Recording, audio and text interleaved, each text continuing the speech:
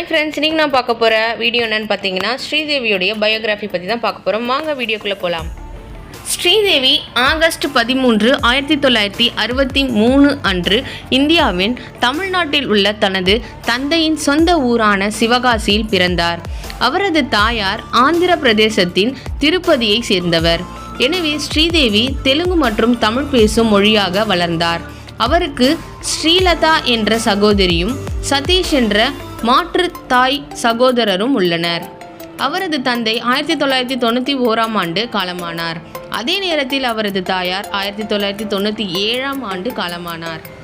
அவர் 1967ஆம் ஆண்டு கந்தன் கருணை என்ற தமிழ் திரைப்படத்தில் குழந்தை நட்சத்திரமாக தனது வாழ்க்கையை தொடங்கினார்.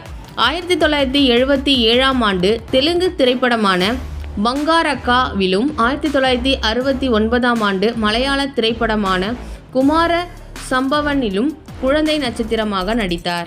1975ஆம் ஆண்டு பாலிவுட் திரையில் ஜூலி என்ற சூப்பர்ஹிட் திரைப்படத்தின் மூலம் குழந்தை நட்சத்திரமாக அறிமுகமானார். அதில் அவர் முன்னணி நடிகையின் தங்கையாக நடித்தார்.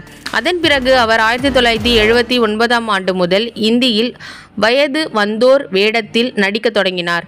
இவர் இந்தியில் 63 படங்களில் நடித்தார். தெலுங்கில் 62 படங்களும், தமிழில் 58 படங்களும், மலையாளத்தில் 21 படங்களும் 1967 முதல் 2007 வரை நீடித்த ஒரே வாழ்க்கையில்.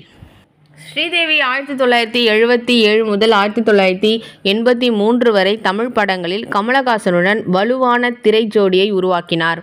பின்னர் 1983 முதல் 1988 வரை இந்தி படங்களில் ஜித்தேந்திராவுடன் இணைந்து நடித்தார். இது இந்தி படங்களில் கால் பதிக்க உதவியது.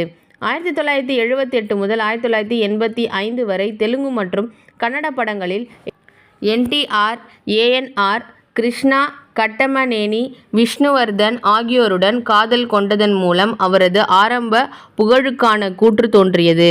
ராஜேஷ் கண்ணாவுடன் அவருக்கு 4 வெற்றிகள் கிடைத்தன. பின்னர் 80களில் பிற்பகுதியிலிருந்து 1996 வரை அனில் கபூருடன் அவரது ஜோடி பிரபலமாக இருந்தது. ஆனால் அவர் இந்தியா முழுவதும் பிரபலமானார். 1983 முதல் 1990ஆம் ஆண்டுகளில் இந்தியில் தமிழ் படங்களில் ரீமேக்குகளுக்கு நன்றி. அவை முதலில் தெற்கு பதிப்பை உருவாக்கிய அதே குழுவால் தயாரிக்கப்பட்டு இயக்கப்பட்டன.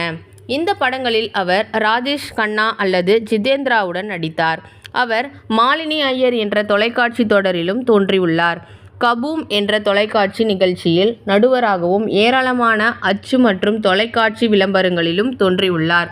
இவர் ஆசிய திரைப்பட மற்றும் தொலைக்காட்சி அகாடமியின் இயக்குநர்கள் குழுவிலும் உள்ளனர். ஸ்ரீதேவி தனது சக நடிகரான அனில் கபூரின் மூத்த சகோதரர் போனியை ஜூன் 2, 1996ஆம் ஆண்டு மணந்தார். அவர்களுக்கு இப்போது ஜான்வி மற்றும் குஷி என்ற 2 மகள்கள் உள்ளனர். 2012இல் இங்கிலீஷ் மூலம் அவர் படங்களில் மீண்டும் நடிக்க தொடங்கினார்.